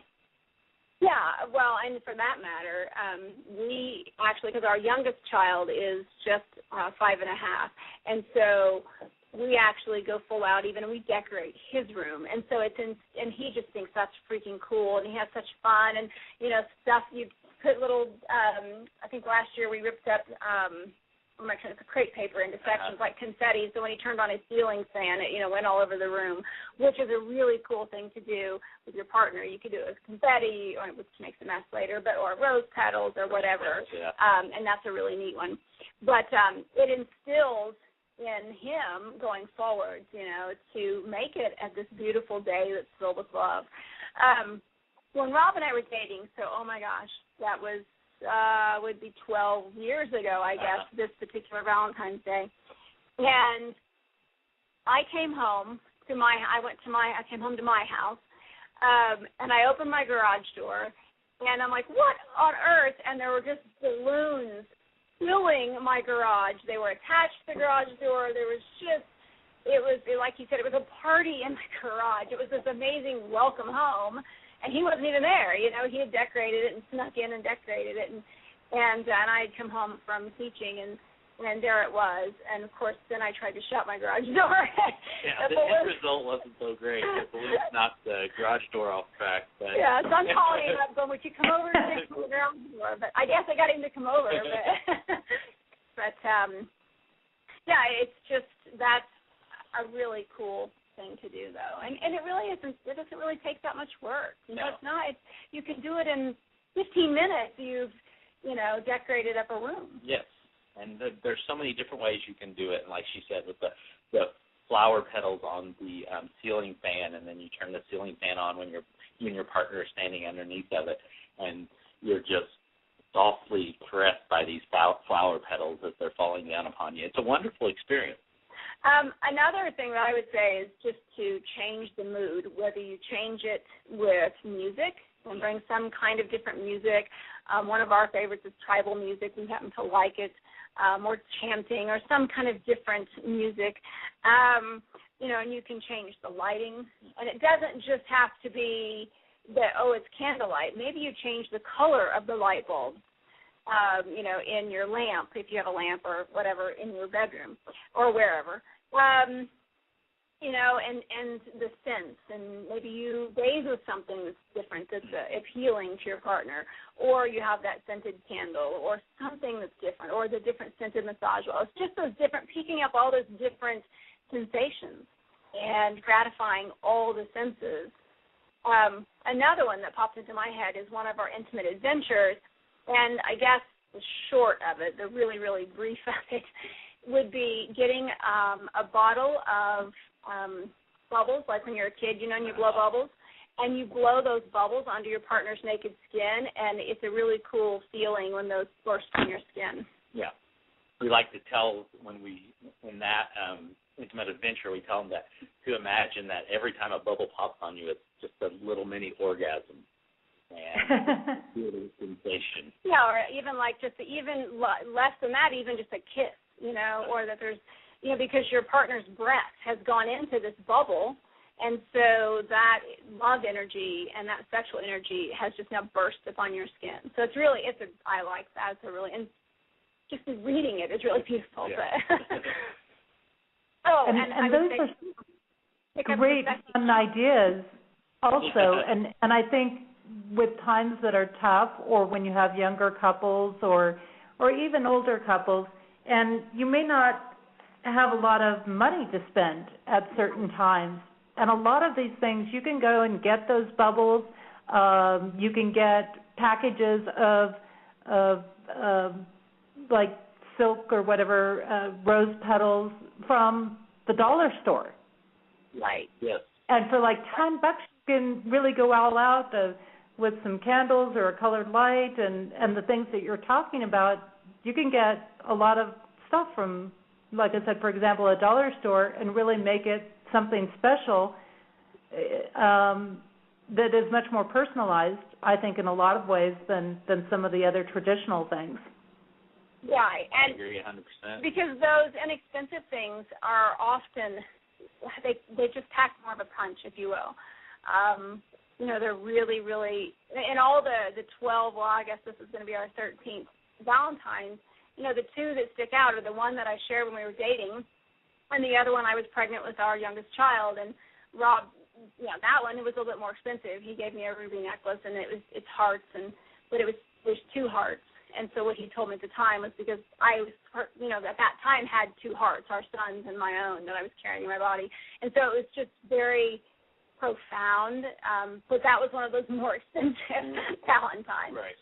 And, another thing, too, for the inexpensive, I mean, of course, we have the Sexy Challenges available on iTunes and on Amazon and at Barnes & Noble. But on iTunes, there are 2 free Sexy Challenges available. So, that's there right at your fingertips. Yeah. That is if you have Apple products. But, and for people that are wanting to connect with this and get on, again, your mailing list and take advantage of some of those free offers and participate in some of the group stuff you were talking about earlier, their website is sexychallenges.com, and they've got just a great sense of some information there, and everything's right on there for you to get to it. And I had some people commenting earlier, oh yeah, the website's great, and it's really easy to maneuver around on there. So we're kind of, again, winding down to the last few minutes coming in here, maybe about 5 minutes left, and maybe you can share with us some upcoming events you have or things that you have going on or workshops or things like that. Yeah. Sorry, I was reaching across. He was like, what are you doing? Well, one of the newest programs that we have started to launch and to work directly with clients is Sex Magic for Couples, which, of course, sex magic technically becomes a whole different topic, it seems like. But it's really just about those metaphysical perspectives and being able to manifest amazing things into your life. So we offer that program. Of course, the information is on the website. But it really teaches how to, deepen the bond with your partner again, how to stimulate your sex life, your emotions, and your spirituality. So it's just phenomenal. What we do in that is it's like a month-long program, and, we work with a couple and really go through a brainstorming session and come up with a personalized plan, again, meeting that couple. Actually, we can do it with an individual, but, meeting them where they are. And, of course, we can do this via Skype, via phone, or if somebody does live here close to where we are, kind of about in between Boulder and Denver, Colorado, we can, meet them in person. So it's really a cool experience, and the transformation that we have seen in our clients and the things that they have manifested into their lives, really, as much as we've manifested in our lives by doing this, it still just leaves us in awe and just blows me away, the stuff that people can really accomplish very quickly, and how even, I have one couple in my head that has this great sex life, but yet, oh my gosh, they brought this into their lives, and now they can't get enough of each other, and they've been married longer than we have, I think. So, it's just, so that's one of the big things that we've got coming up. And there are also a couple other programs. Mind you, I don't have all the information on those on the site, but those are up and coming on the website. Right. So, and then, like I said, the discussion, the actual virtual discussion that we're going to every month, and the first one is the 13th coming up here. that we're going to talk about a specific sexy challenge. Right. And it opens it up to, or we open up the floor then for question and answers as well. So that happens every month, and you just have to jump on the website and see that. Oh, and how could I not forget, or how could I forget to bring up Universal Orgasm Night? Yeah, we have our what we call U-On, which is Universal Orgasm Night, which the next one will be on February 14th, which is Valentine's Day, so perfect timing for that. And basically it's just people dedicating to having orgasms that night and letting that energy flow for the good of the world, wherever it needs to go, whether it be to help eliminate hunger, to, better schools, whatever, that I feel like our sexual energy has an intelligence, and when we combine this all together and we get as many people as possible creating this orgasmic energy, this sexual energy, that is going to create some good in our world, and that's a beautiful thing that we can do. Sorry. So I always like to clarify that it's wherever you are in your personal space. So it's anywhere in the world, anytime. Right. Your bedroom, your house, wherever.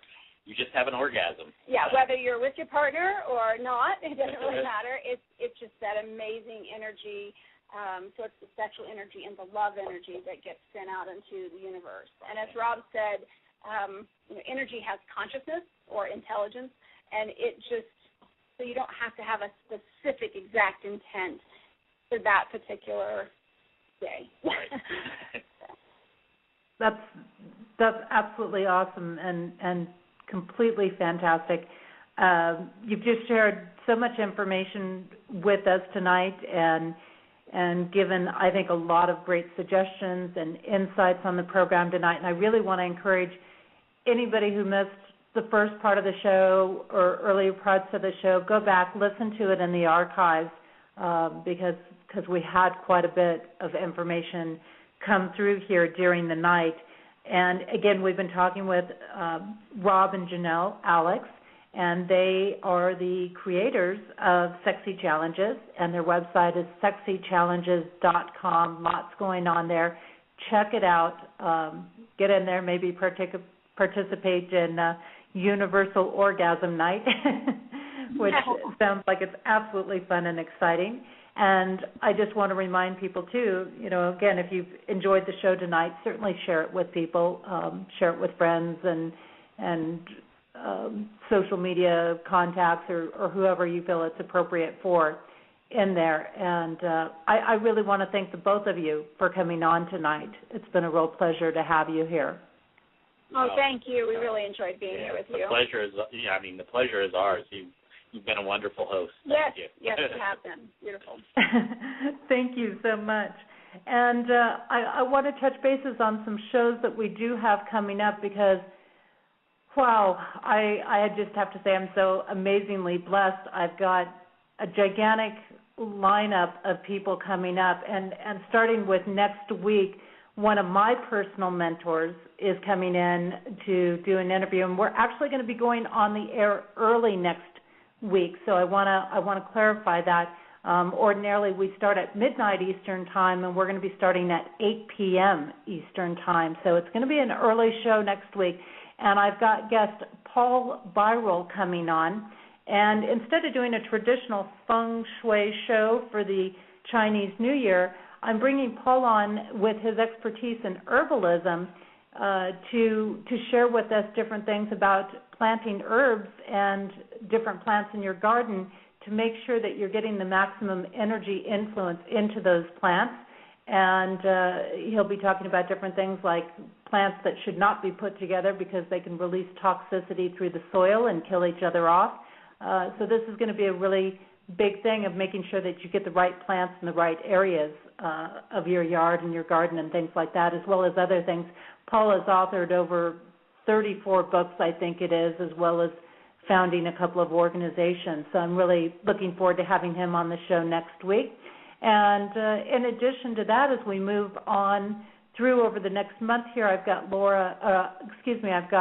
Stacey Hall coming on with her Chi to Be program, Laura Bedford coming on Dr. Robert Newton, who's going to be coming on talking about theta brain waves and the fountain, how that's a source of kind of like the fountain of youth. I've also got Dr. Margaret Rogers Van Coops coming up, and Thomas Christian Wolf, who is part of an exciting major event project, which is called the Messengers event. So huge, huge things that are coming up on this show over the next month and a half here. And I just want to remind you again, I'm putting together there that 2013 Compassion Tour, so stay tuned to follow up with that. All of my contact information is at the bottom of the show description, and you can find it there. You can connect with me both personally on Facebook as well as the Activating Compassion Facebook page. You can check out my blog at getyourblisson.tumblr.com. My website's in revision, so I apologize. It's a little chaotic at the moment with things like that. But this information, again, is all listed at the bottom of the show description. My books are available on Amazon.com and BarnesandNoble.com for paperback, and also through Smashwords for the ebook version, including Kindle and PDF options. And I also want to put out there that as a listener on the show tonight, whether you're listening live or in the archives of Activating Compassion in the Midnight Hour, I'm offering 50% off of half-day and full-day coaching sessions and energy alignment sessions for couples. You can send me an email to lifeofbliss@Q, that's just the letter Q.com, to get information on this. And you just need to contact me by February 14th to take advantage of that. The appointment can be for after February 14th, but you do need to contact me by February 14th. And you don't have to, again, have the session by then, just have the contact. In addition to that, I just really want to help people get going with anything that they're trying to make happen in their life this year. So through the end of this month, February, I'm still offering a free ebook versions of both of my books. All you have to do is email me at lifeofbliss@q.com. I'm sorry, lifeofbliss@q.com to receive that. And then I also need to remind you, don't forget we've got several shows here on Main Street Universe throughout the week. Wednesdays is our flagship show with Daniel and Janice, and they address different topics and things throughout the week, have guests on. Oberon was just on the show this past Wednesday, really great show there. Of course, Activating Compassion in the Midnight Hour on Friday nights. On Sundays, we have Darren Bouquet sharing his gift of psychic readings, and he works out of some of the shops there in New Orleans. Very well noted. He was just doing some interviews with Ellen DeGeneres. Also, we have Kevin Baird, who was in our chat room earlier. He's one of our hosts. He does walking on the sidewalk with his Horizon Oracle journeys, so also a great option for getting some readings. It's a very insightful, different type of divination deck there. And on Tuesdays, we now have Mary Phelan coming on with her work, kind of similar style or topics maybe in some ways to the shows I'm doing, with her own twist to it. Her show is going to be called Inner Wisdom, and that's on Tuesday nights. So I want to wrap up tonight and say this is Jessie and Nichols George. I want to thank you so much for being here and supporting the show. Remember to share it. I look forward to growing and continuing to bring you amazing guests on the show. And I do look forward to seeing you back here next week as we delve more into Activating Compassion. Don't forget, if you've enjoyed the show, share it with others. It's going to be available at the same link in the archives, or you can also go on to www.facebook.com/activatingcompassion/notes. And I'm going to leave you with the song tonight, Yearning For, also known as Over and Over by Shimshai. Thank you so much. I look forward to seeing you again next week right here on Activating Compassion in the Midnight Hour. May you enjoy the rest of your weekend and have an absolutely amazing week. And if I could see what makes me blind, I would soar to the edge of my mind, and to touch what seems unreal just to show you the way that I feel. And we are in time with time, one with the season of change inside. And we are in tune with the tune, caught in a balance of sun and moon.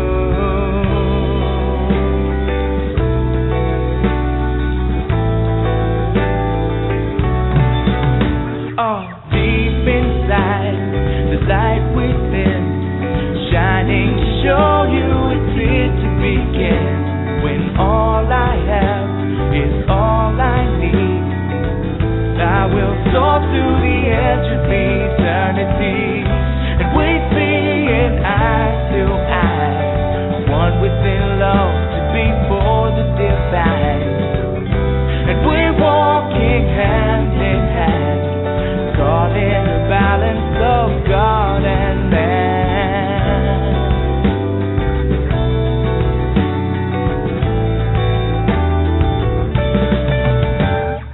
Over and over, life is your lover, learning to walk just a little bit slower, whispering secrets, I bet you can't keep it.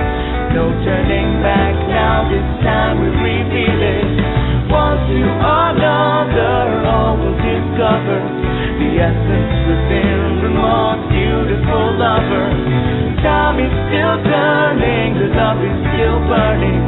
Deep in your spirit, your heart still yearning for.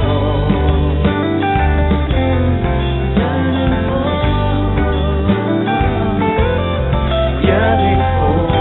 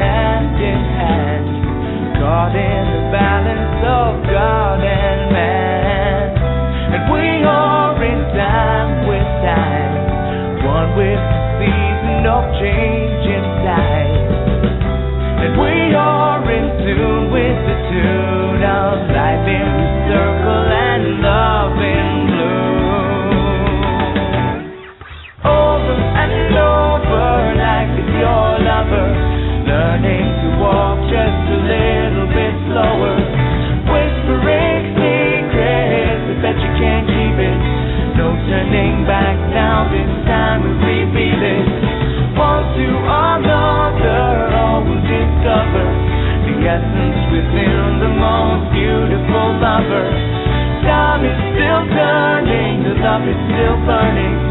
Deep in your spirit, your heart still yearning.